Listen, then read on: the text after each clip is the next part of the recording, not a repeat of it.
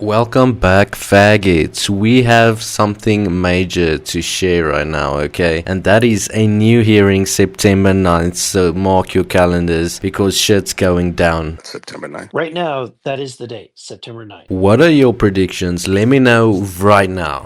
Fucking degenerate. Sticking out your tongue for the picture. You're so pretty, you're so popular.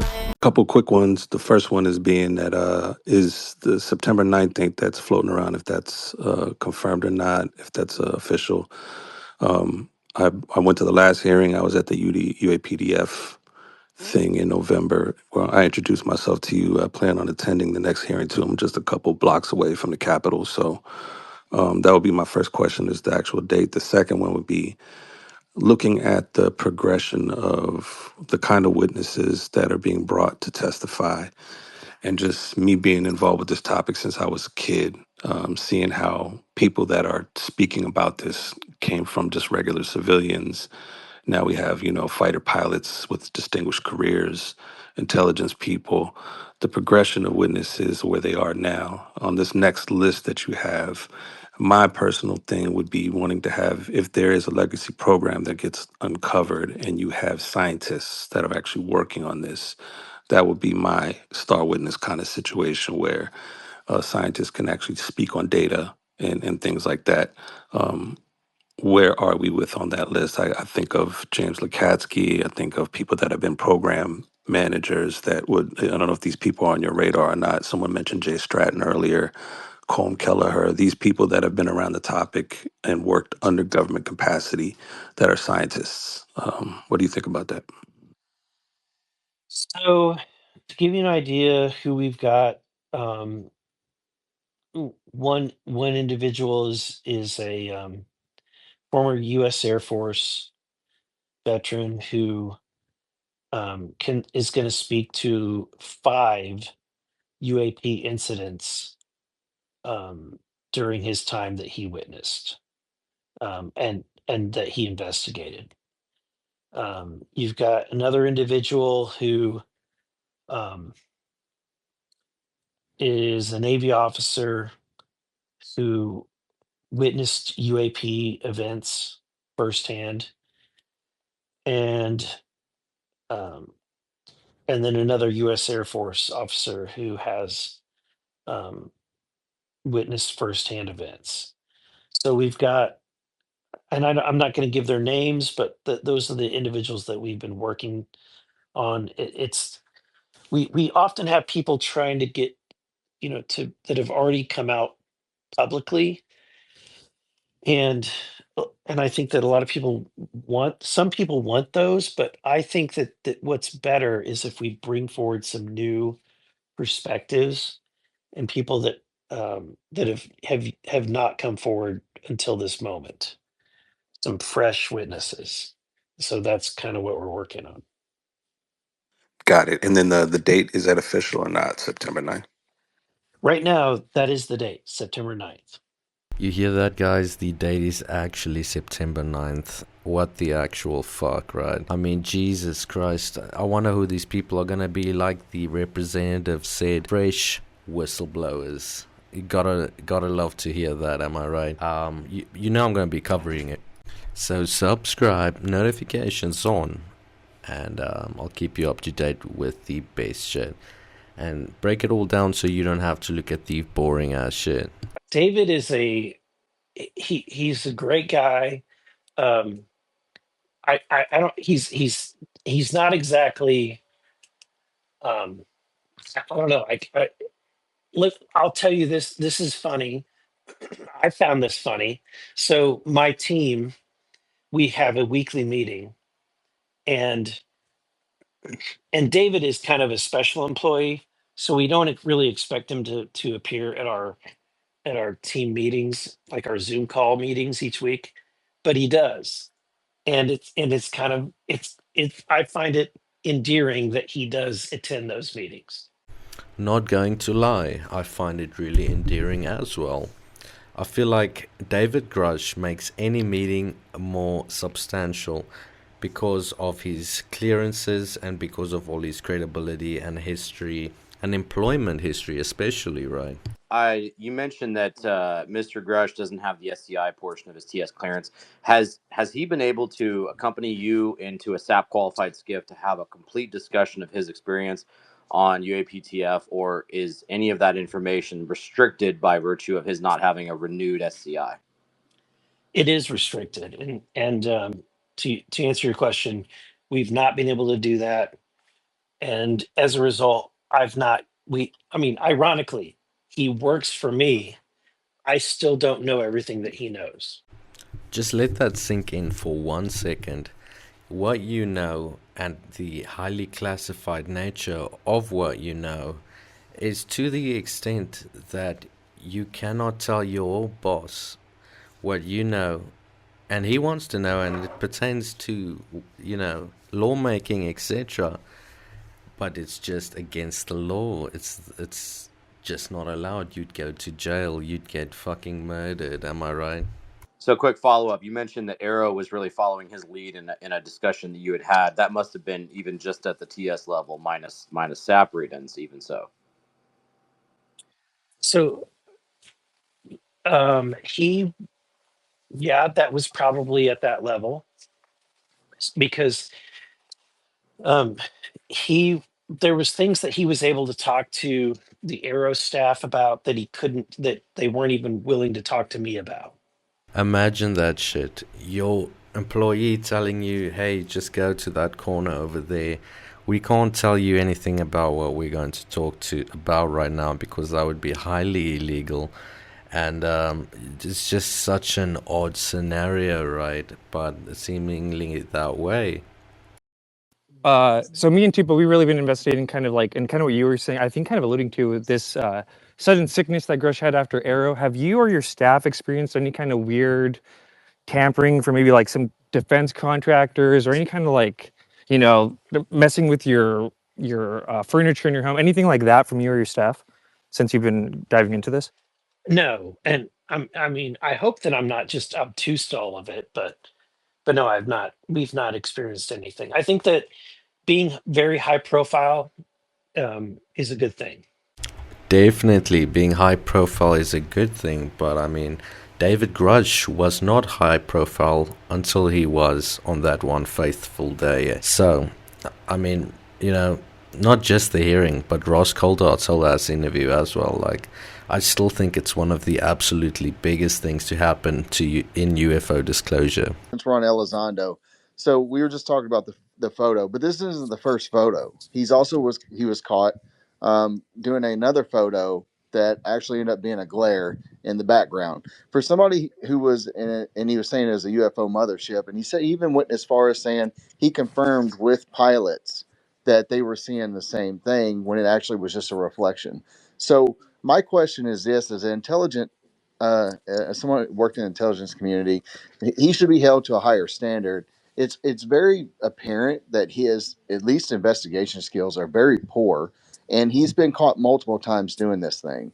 So at what point does credibility start to creep in? He could be the nicest guy in the world, but you're talking about a guy that's been on the front end of things since 2017 with the New York Times.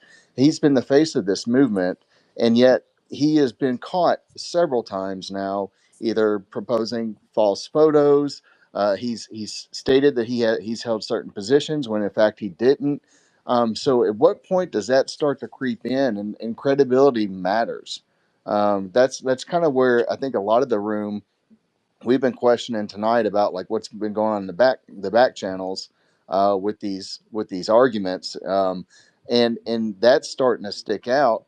And then all of a sudden we're hearing that Grush is calling Lou to come in and spill the details per certain sources online. So I know you're saying that Lou's a nice guy, but where should we be with this as far as his credibility? Because I see it lacking. And as somebody who works in that same realm in the intelligence community, I think it's a very poor look on him to say, hey, here are these things, they are this, and they end up not being that. Does that concern you at all? It does, yeah. And I would say it's not that I patently trust everybody. you've got to kind of trust but verify. Um, what I found in this experience is that a lot of people are trying to get you to stop listening to others that are involved in this conversation. And if I really kind of, if I held a high litmus test to everybody, then I probably wouldn't be able to have conversations with anybody.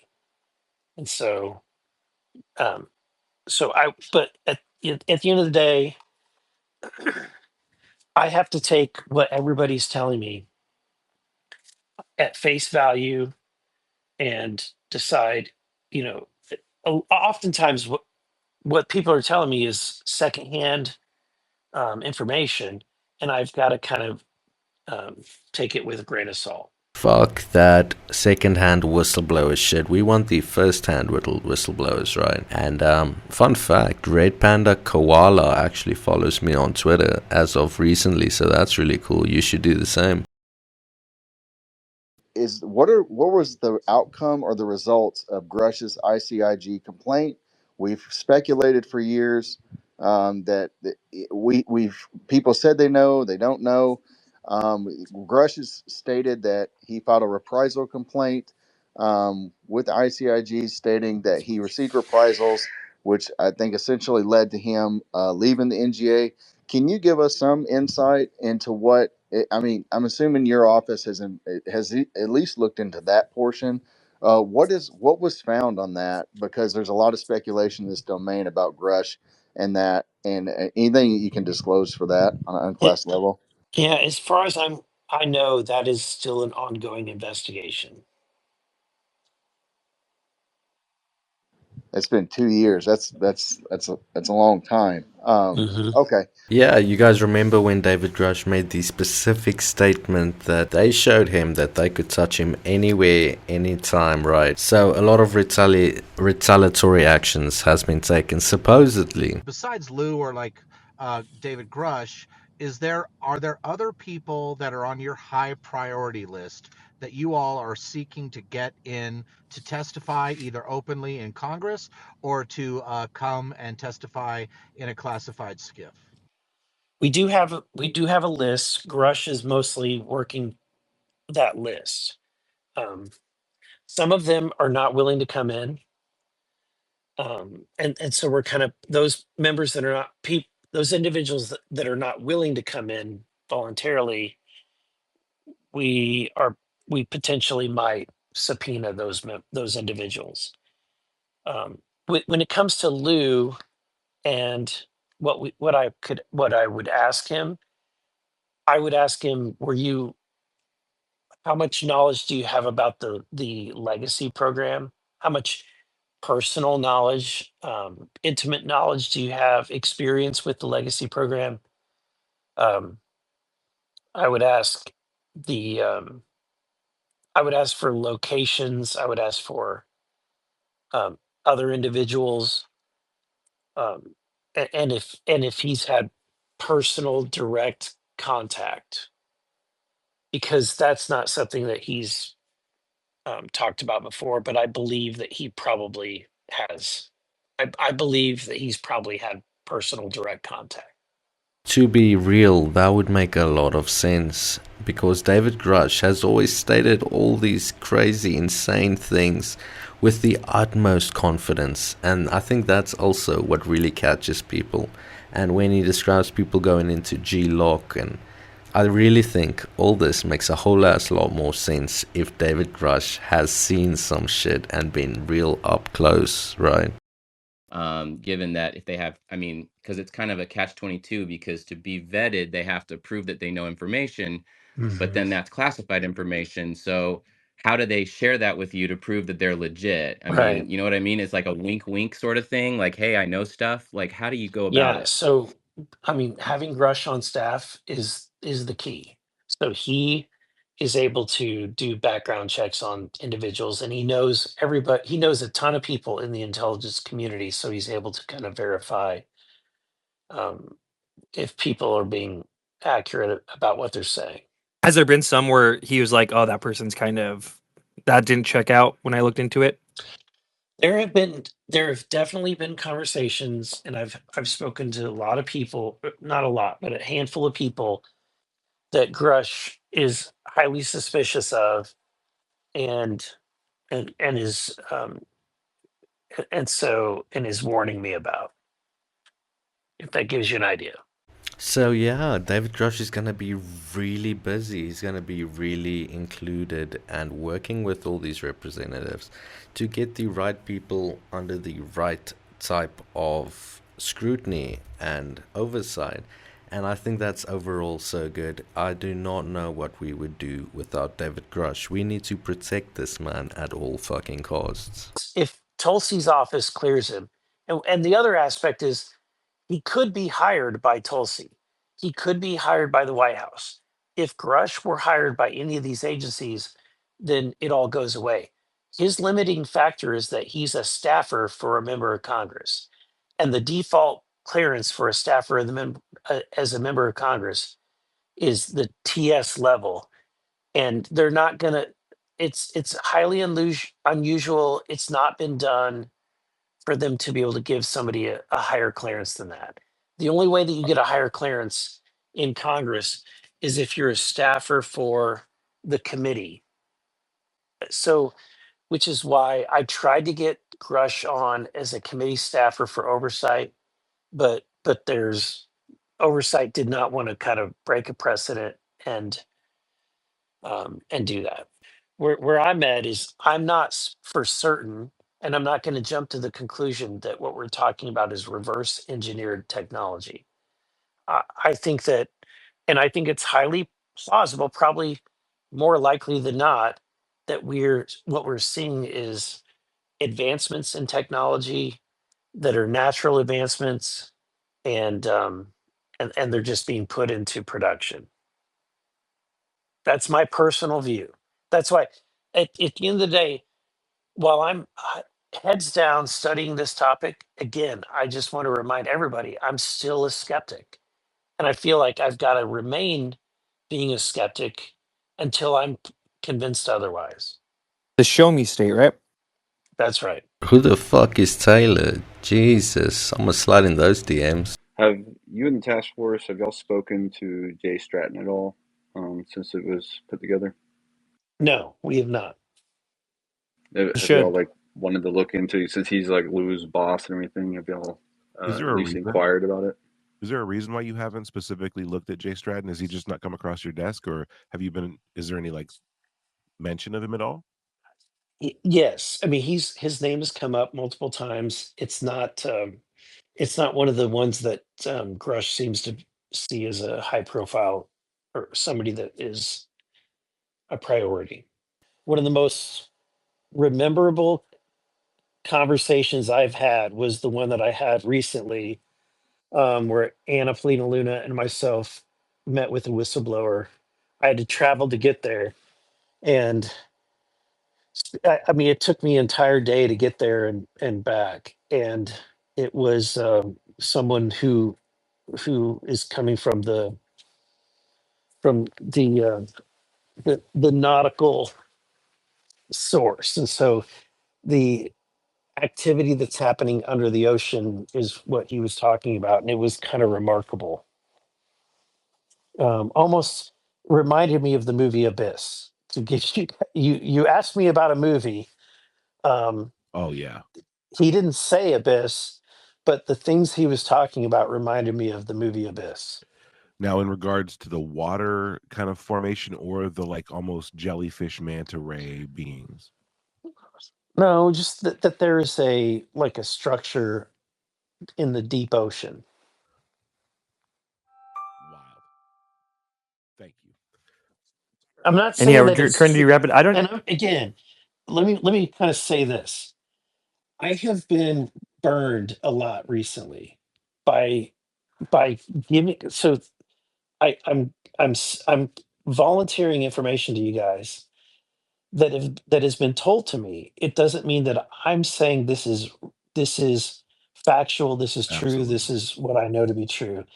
But I often get misquoted in major publications for saying things like, for example, that there are giants and there are 4 alien species, when I didn't say that there are 4 alien species. I was told that there are 4 alien species. So I just wanted to say that so that Thank you. um, yeah. So let me give you an idea. There is a lot of miscommunication as to what happened in April. So we had a skiff briefing set up with Lou and the group of people that he was bringing in, and at that, what the goal was. Let me back up. So when we got this task force put together, they were the staff for this task force were people that were fresh off of investigating Biden and doing um, financial forensics. They were doing, I mean, these that they were the staff are basically former prosecutors, and they're not familiar with the intelligence community. And so when they were assigned to this new task force, it just wasn't working. They were great with the JFK files. They were great with all the assassination files, but they weren't really focused on UAPs. In fact, I'll just be honest, like there was some meetings that we would have where some of the staff were giggling, and you could tell that they didn't take the topic seriously. So that's kind of where things were, right? Can you guys hear me? Yes, sir. Okay. So then so that's why I really felt like we had to bring somebody else in that was that knew this area, that knew the intelligence community, and what better person than David Grusch. So we hired David. I had to bend over backwards to figure out a way to make it work in my office and legally hire him, and then go about trying to get his top secret clearance renewed, and to get his TSSCI clearance. So he's able to get the TS clearance, but not able to get the TSSCI. Um, so we were still waiting for Tulsi's office to approve that. So that's kind of waiting out there, right? We get to the April week. On Monday, Grush flies in. He and I have a meeting with Arrow, a very productive meeting. And I will say, at that meeting, it became abundantly clear that I'd made the right decision, because Arrow was not as informed as Grush is on this entire topic. In fact, they were picking Grush's brain. When you're in a room and they're literally like turning all attention to him and trying to pull information out of him, it became clear that the person that really knows what's going on. And he was giving them advice on what to do, where to go, where to look, who to talk to, all of those things. um, but we left that meeting, and I'm his employer, so I'm going to be very cautious as to what I'm going to say here. He immediately had some health issues and felt like he needed to fly home to see his doctor. And I'm going to leave it at that. He's kind of alluded some of these health issues, but they are work related, and it was truly an emergency. He had to go home, which left the committee. So now we have the committee who doesn't care about this topic. I mean, respectfully, this is not their number one priority. And Grush is gone. They were leaning on Grush, and and then in addition, I mean, on top of this, Grush did not have his TSSCI clearance. So had he stayed, the plan was to have, a briefing with Lou and the other members at the top secret level. And then at the moment that we had to talk about things that are at the TSSCI level, Grusch would have to have stepped out, or anybody that's not at the TSSCI level would have to leave. And that was problematic.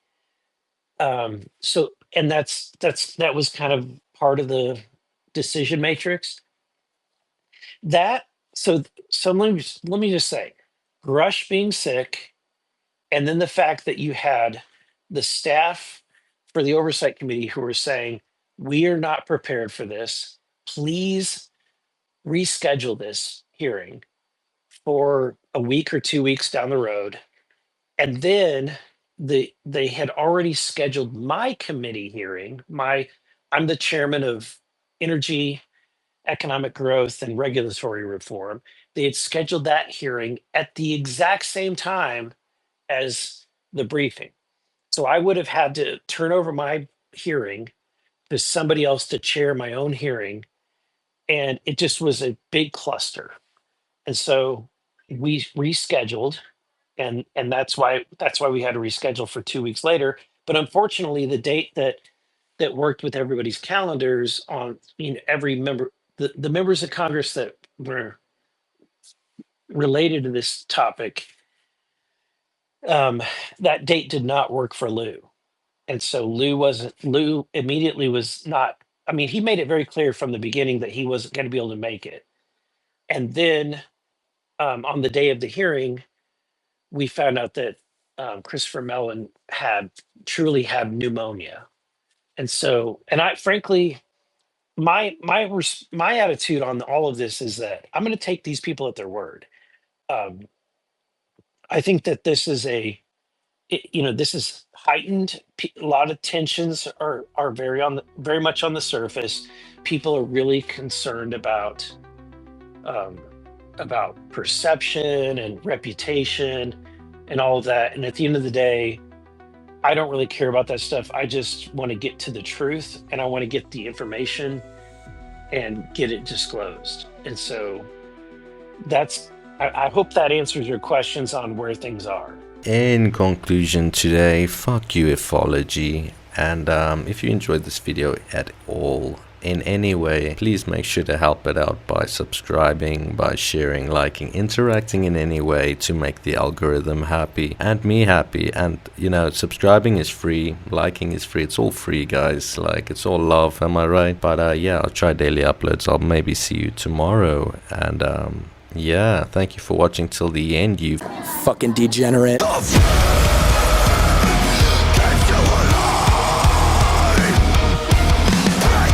Fucking